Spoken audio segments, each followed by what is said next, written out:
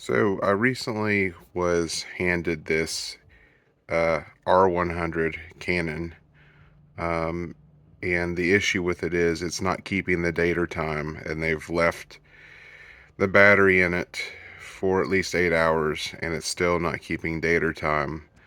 So I thought I would record myself, seeing if we can find the date time battery on the motherboard on this camera.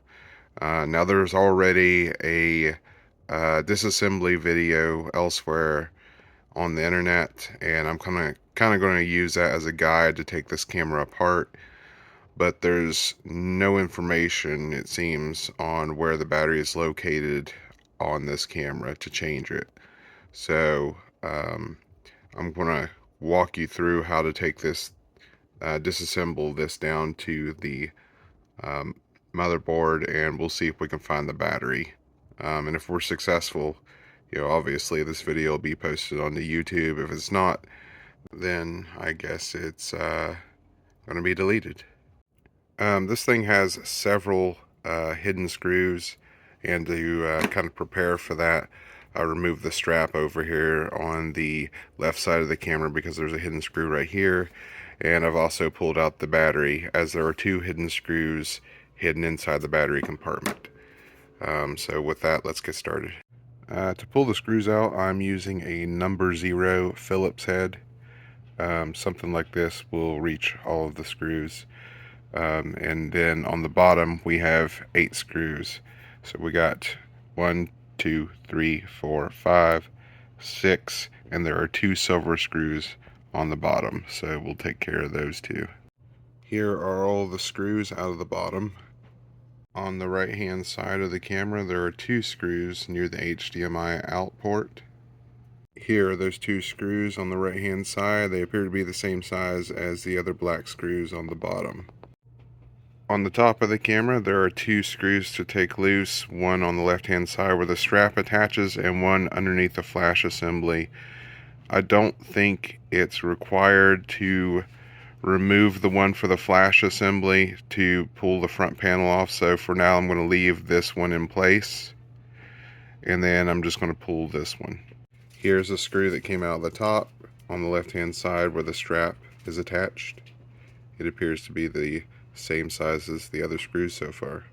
On the left hand side of the camera near the mic input, there are 3 screws.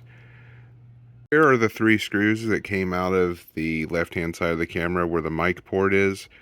Something to note here is that the 2 screws on the bottom are shorter than the top one. The long screw goes in right where the mic port is, and the 2 short screws go on the left hand side here. In the front of the camera, there is a silver screw underneath the grip. All you need to do is take a something like a pair of tweezers, get underneath of it, and slowly pull up.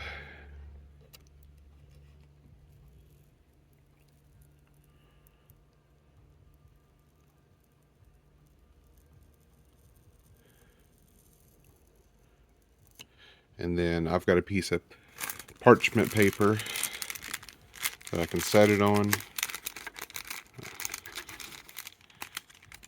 And then we'll reapply it later. And then we got to remove this silver screw. This is the silver screw that came out from underneath the grip on the front of the camera. Something to note here is that this is actually a longer silver screw than the 2 silver screws that came out of the bottom where the battery is located. So just keep that in mind.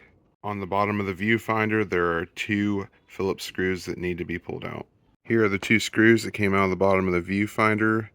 Something to note here is that these are the smallest screws of the bunch so far.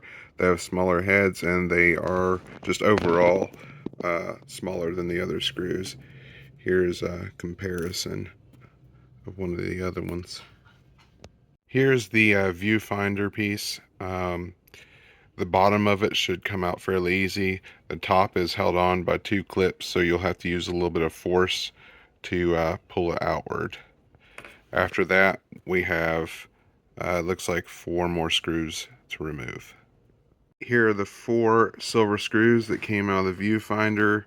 There are 2 short screws and 2 long screws.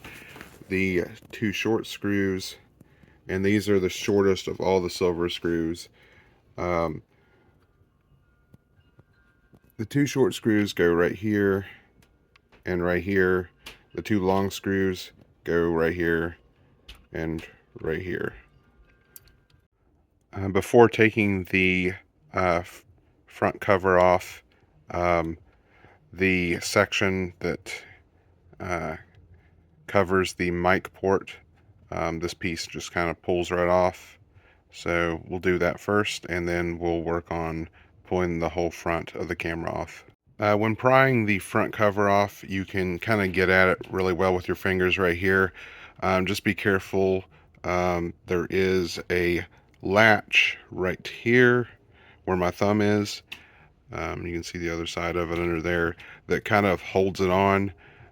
Just be careful around there and don't yank it, and it'll come loose. After that, we'll pull the rest of it away from the camera body.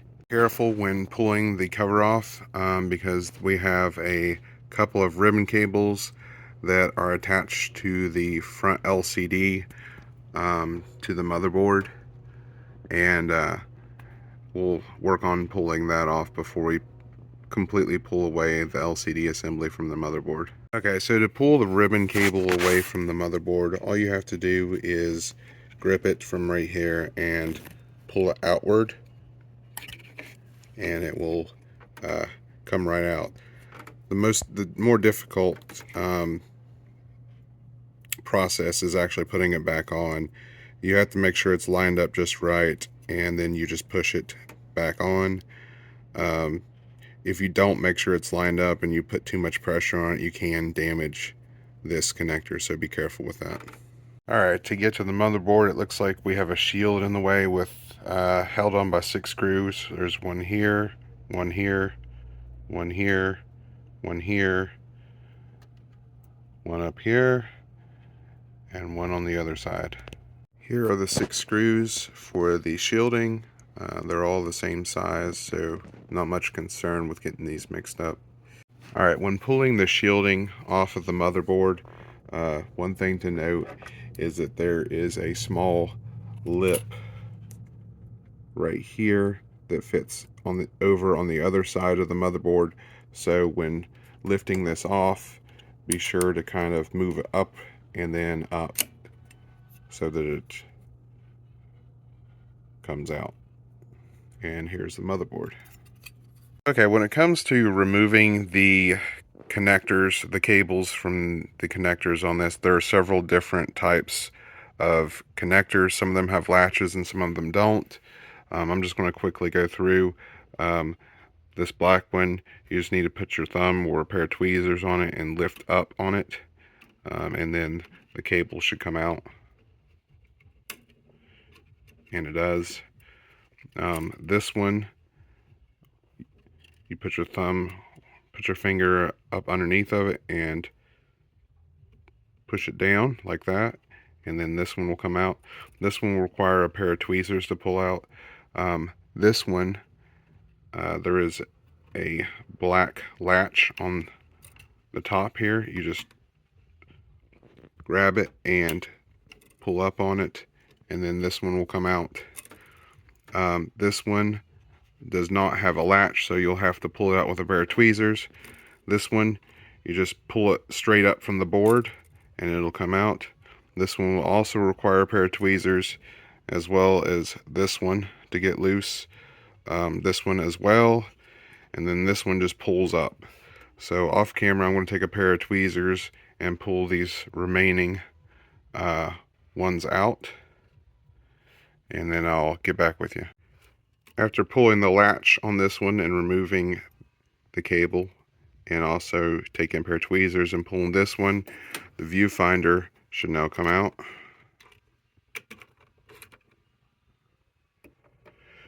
And now I'm going to pull the rest of these with the tweezers.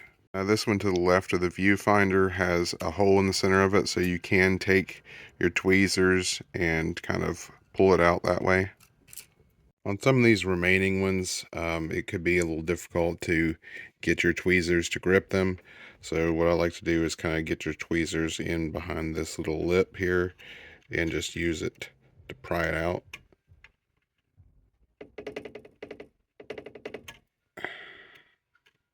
And it'll come right out.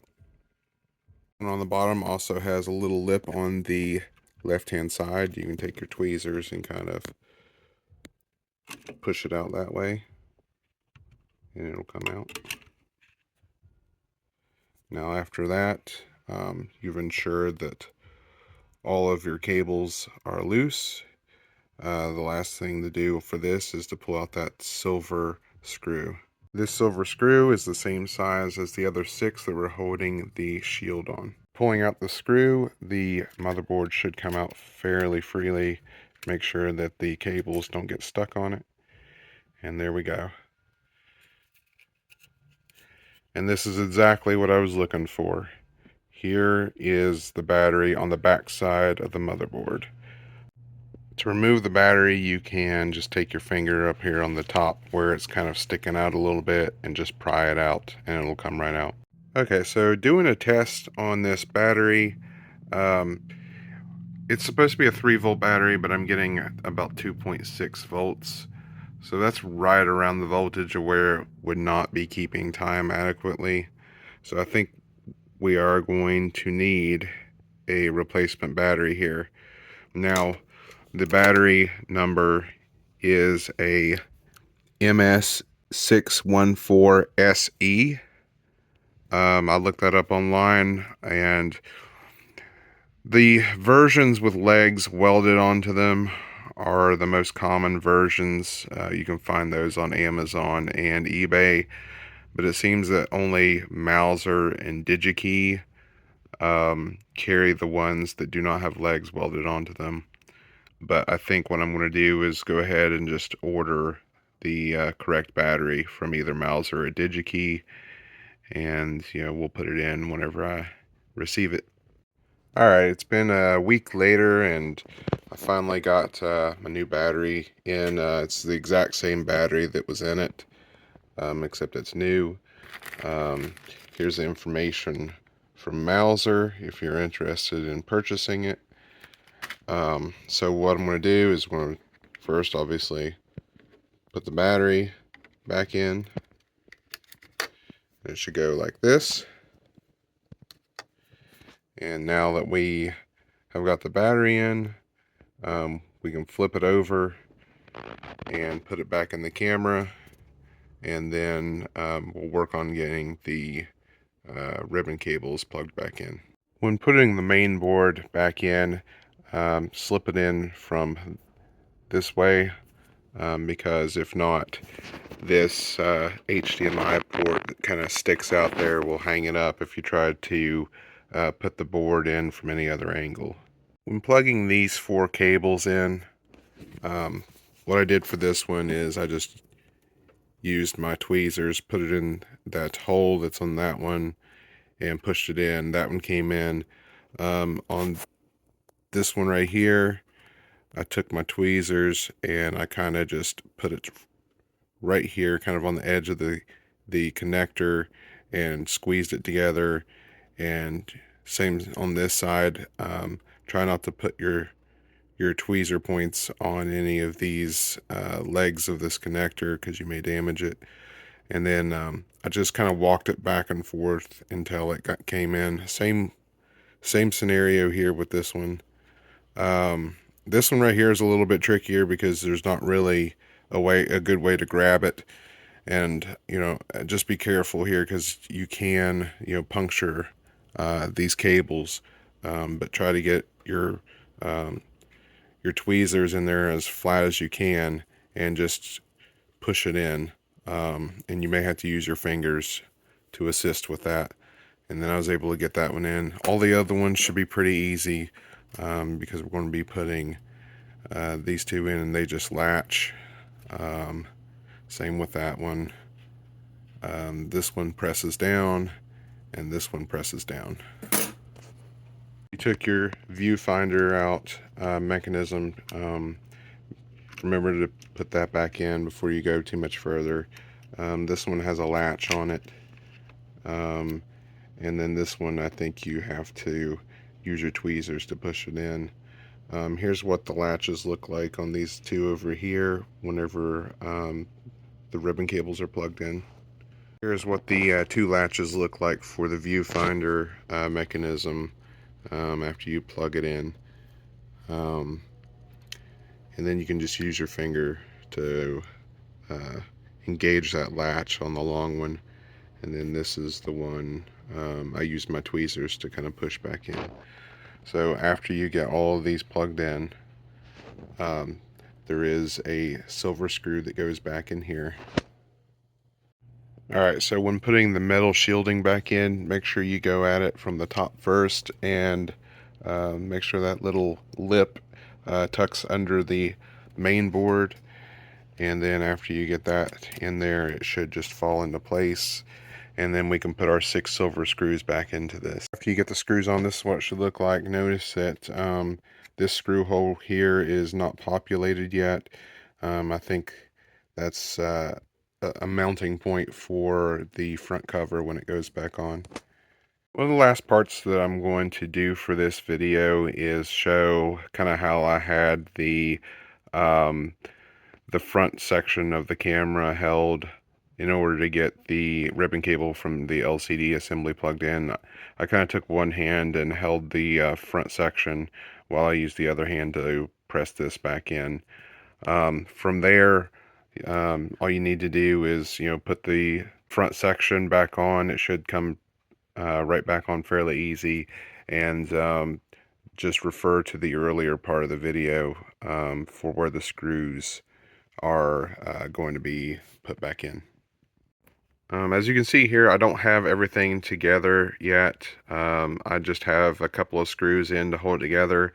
The reason being is I want to test the new date and time battery that we just installed. These batteries have probably been sitting on a shelf for maybe months, so I'm sure they're not fully charged. So to make sure they're fully charged, I'm going to put a fully charged Canon battery in it, and according to Canon's website, 4 hours should be enough time to ensure that the internal date and time battery is charged. And at that time, we'll pull out the lithium battery and see whether or not it holds the date and time settings. Okay, so one final thing to do is we've left the battery inside the camera for at least 4 hours, and I pulled it out and let it sit for a couple of minutes, and we're just going to plug the battery back in and make sure that it retains those date and time settings, and I can do that on camera.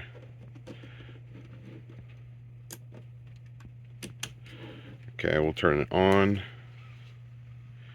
and it's not prompting us for the date and time settings. And just to make sure, we can go into the menu here and go under the wrench and go down to the very bottom, and you can see it has indeed retained those date and time settings. So this is confirmed fixed. So appreciate everybody watching. Hopefully this helped you.